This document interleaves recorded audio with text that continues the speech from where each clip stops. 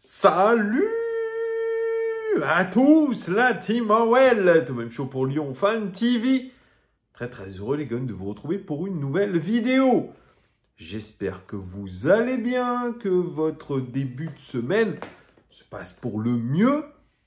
Petite dédicace à Mourad que j'ai croisé ce midi à la Pardieu.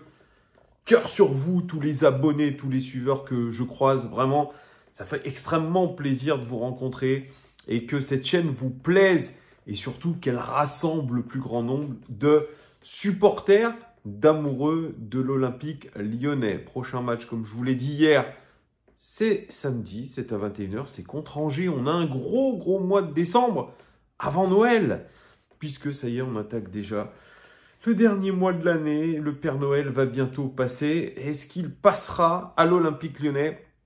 Eh bien, c'est la vraie bonne question, puisque déjà, le mercato est lancé, les amis. Et on le sait, on n'est pas dans une très bonne situation. Je le répète, de vidéo en vidéo, la situation financière du club est toujours très incertaine.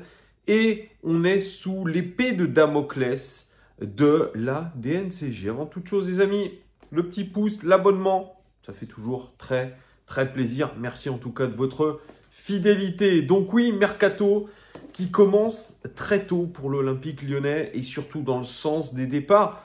On a des joueurs convoités, on a des joueurs qui sont possiblement sur le départ. Et ça fait pas bien plaisir, c'est sûr, parce qu'on a besoin d'une équipe compétitive. Hier, je vous parlais de Ryan Cherki qui est la valeur marchande la plus importante côté Olympique lyonnais, mais il n'y a pas que lui, qui pourrait être amené à quitter le club. On a parlé de Fofana, on a parlé aussi un petit peu de Matic qui est un gros salaire, peut-être de Lacazette, de Tolisso. Tous ces joueurs qui performent, eh bien, sont possiblement sur le départ. Alors, j'imagine que John Textor n'est pas ravi de voir partir ces joueurs-là, mais on n'aura peut-être pas le choix. Et il y a un autre joueur qui serait susceptible de partir. Et ça, c'est une information qui vient de l'Italie. Tuttosport raconte aujourd'hui que Georges Mikotadze est ciblé par la Juventus Turin. Et oui, alors là, ça serait sur un contrat, un prêt avec option d'achat obligatoire à 20 millions d'euros. Ce qui est sa cote aujourd'hui sur Transfermarkt, c'est 20 millions d'euros. L'attaquant géorgien formé à l'Olympique lyonnais qui est revenu au club cet été, malheureusement, pour l'instant, ne s'est pas complètement imposé, mais il y a des raisons. En tout cas, la Juventus veut sauter sur l'occasion. C'est une affaire pour eux. Prêt, option d'achat obligatoire, 20 millions, qui est une cote tout à fait raisonnable pour un club comme la Juventus Turin. Ils se sont déjà attaqués. Il se serait, je vais mettre du conditionnel, à Nicolas Tagliafico, qui est champion du monde, qui est un taulier de l'Olympique lyonnais, qui est l'un de nos leaders et aussi l'un de nos capitaines. Et là, cette fois-ci, c'est Georges Mikotadze qui, après son retour à l'Olympique lyonnais cet été, eh bien, subit un petit peu la loi d'un changement de club, de la concurrence. Et forcément, eh bien, ça ne va pas dans son sens. Malheureusement pour lui, très peu de temps de jeu. C'est 31% de titularisation cette saison en Ligue 1. C'est 42% des minutes jouées au club. C'est 2 buts en championnat, 2 buts en Europa League. Simplement, ça fait 4 buts. C'est très peu pour un attaquant qui a été recruté. J'ai pas envie de dire de conneries, je me suis trompé l'autre fois. Ça doit être une vingtaine de millions d'euros, en gros, globalement. Peut-être avec des bonus. Il était revenu cet été en grande pompe. Il y avait la concurrence de Monaco. Monaco avait carrément ficelé ce transfert. Et au dernier moment, Georges Mikotadze a demandé à ses agents de signer à l'Olympique lyonnais. Et ensuite, on connaît la suite de l'histoire. Il a signé à l'Olympique lyonnais. Il est revenu dans son club de cœur, dans ce club qu'il n'avait pas conservé.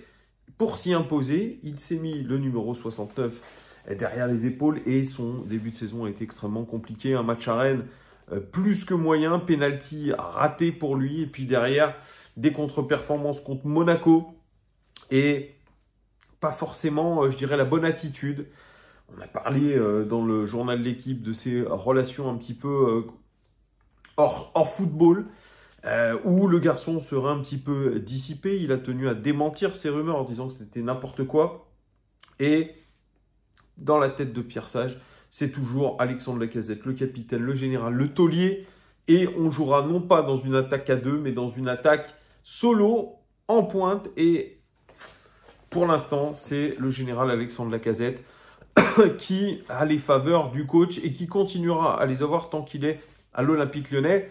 Georges Mikotadze avait dit dans une interview d'avant-saison, moi, j'adorerais jouer avec Alexandre Lacazette. Je sais qu'on peut jouer dans une attaque à deux. On les a vus en début de saison dans une attaque à deux. Ça n'a absolument pas fonctionné. Donc, le choix du roi pour Pierre Sage, choisir entre Georges Mikotadze et Alexandre Lacazette, en nous disant récemment que les deux étaient performants. Donc, c'était magnifique. Quand l'un marque, l'autre rentre et est performant. Et inversement, jusqu'à quand va-t-on pouvoir tenir ce genre de concurrence? Est-ce que Georges Mikotadze est prêt à attendre son heure la saison prochaine? C'est possible, pas impossible, j'en sais rien. Mais en tout cas, si un gros club comme la Juventus Turin arrive sur le marché avec une belle offre, probablement que le clan Mikotadze va réfléchir, que le clan Olympique Lyonnais va forcément réfléchir parce qu'on est dans l'obligation de vendre.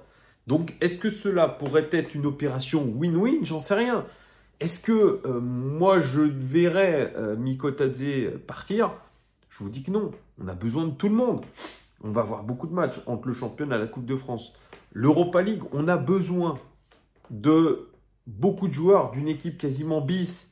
Mais malheureusement, vous le savez, c'est compliqué par rapport aux sous que nous devons faire rentrer. Donc, c'est entre le marteau et l'enclume. C'est le cas pour les joueurs aussi.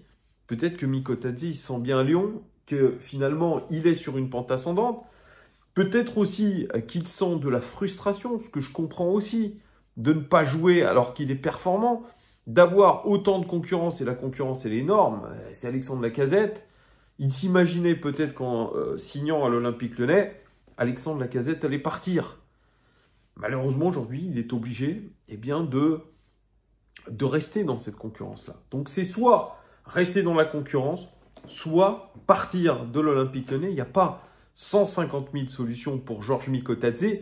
Que va-t-il se passer lors de ce mercato? Est-ce que l'OL va le laisser filer? J'en sais rien. Dites-moi tout en commentaire. Qu'est-ce que vous pensez de cette rumeur menant Georges Mikotadze à la Juventus Turin? Est-ce que vous le laissez partir ou pas? Dites-moi tout ça en commentaire. Je vous fais des gros bisous les amis. N'oubliez pas les pouces. Très important, les pouces, les pouces, les pouces. Et puis je vous dis à très bientôt. Ciao!